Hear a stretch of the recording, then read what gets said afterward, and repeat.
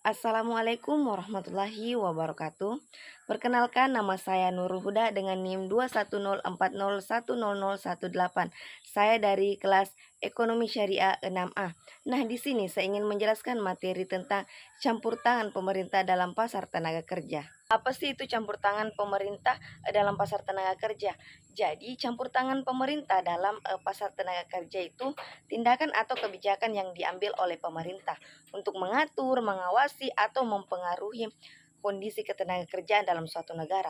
Nah, pasar tenaga kerja juga istilah yang digunakan untuk menggambarkan interaksi antara penawaran dan permintaan tenaga kerja di suatu wilayah atau industri tertentu. Seperti pada umumnya pasar tenaga kerja juga melibatkan peran pembeli dan penjual. Dalam konteks ini penjual adalah para pencari kerja yang menawarkan tenaga, keterampilan, dan pengalaman mereka. Sedangkan pembeli adalah perusahaan atau organisasi yang membuka posisi pekerja dan menginginkan karyawan dengan keterlibatan dan kualifikasi tertentu saja.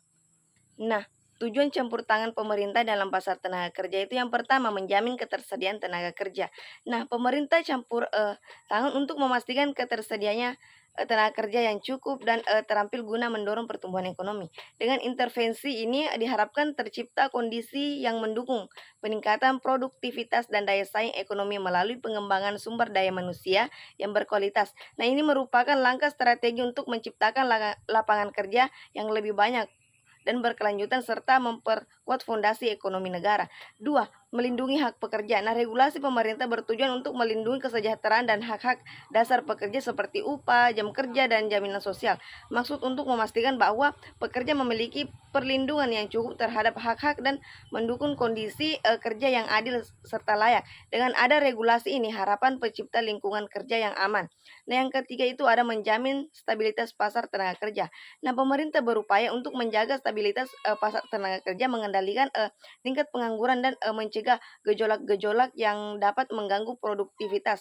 Nah, yang terakhir itu ada peningkatan daya saing. Melalui pelatihan dan pengembangan keterampilan, pemerintah berusaha meningkatkan produktivitas daya saing tenaga kerja Indonesia di pasar global.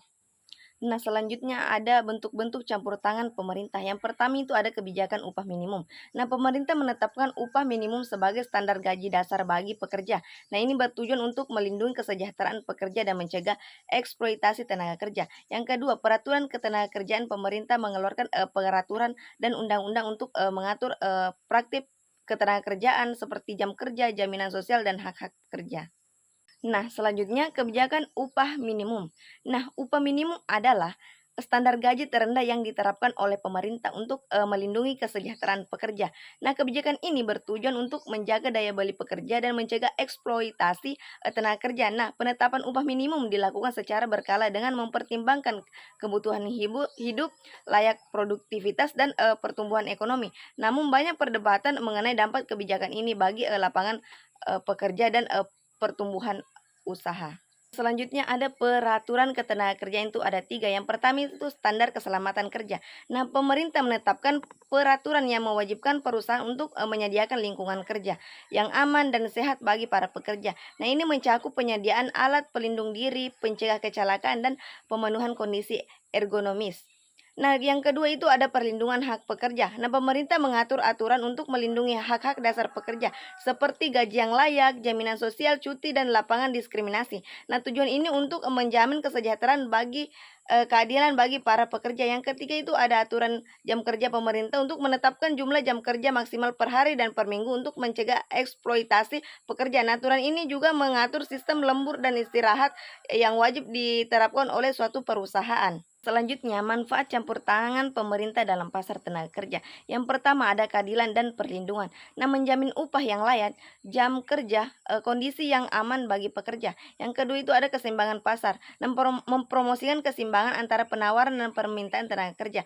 Yang terakhir itu ada pertumbuhan ekonomi. Nah, mendorong produktivitas dan daya saing ekonomi melalui peningkatan kualitas tenaga kerja. Selanjutnya pelatihan dan pengembangan keterampilan. Nah, maksudnya itu, pemerintah memahami pentingnya mempersiapkan, angkatan kerja yang terampil dan kompetentif.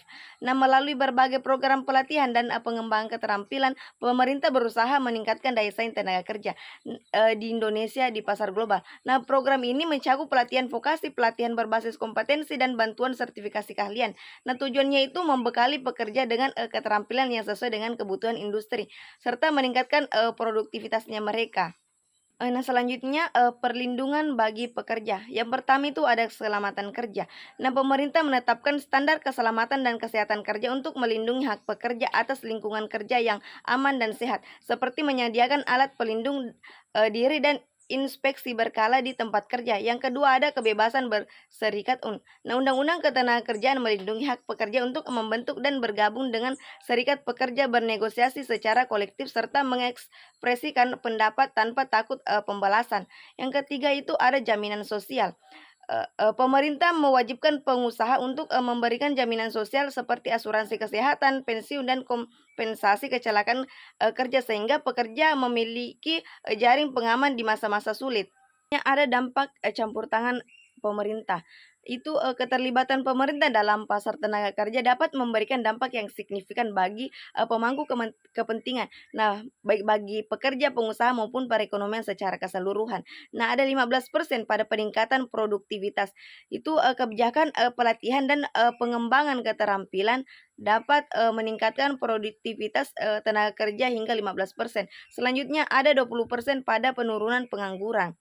Di situ program perlindungan dan inisiatif bagi pengusaha dapat, menurunkan tingkat pengangguran hingga 20%. Selanjutnya ada 30% pada kenaikan upah real. Nah, penerapan upah minimum yang, tepat dapat meningkatkan upah real, pekerja hingga 30%. Nah, materi terakhir itu ada alasan pemerintah mengatur pasar tenaga kerja. Yang pertama itu ada menjamin keamanan kerja. Nah, pemerintah mengatur pasar tenaga kerja untuk melindungi hak-hak pekerja dan, menjamin keamanan, kerja mereka. Nah, maksudnya tindakan ini dilakukan untuk menciptakan lingkungan kerja yang aman, adil, dan sesuai dengan standar yang memastikan perlindungan terhadap pekerja dari berbagai risiko dan penyalahguna di tempat kerja. Yang kedua ada menstabilkan ekonomi nasional. Nah, campur tangan pemerintah bertujuan untuk menjaga stabilitas ekonomi nasional dengan mencegah gejolak-gejolak, di pasar tenaga kerja. Dengan demikian, campur tangan pemerintah dalam hal ini bertujuan untuk menciptakan lingkungan ekonomi yang stabil. Yang ketiga itu ada meningkatkan produktivitas. Nah, kebijakan pemerintah dapat mendorong peningkatan keterampilan dan kemampuan angkatan kerja sehingga meningkatkan, produktivitas.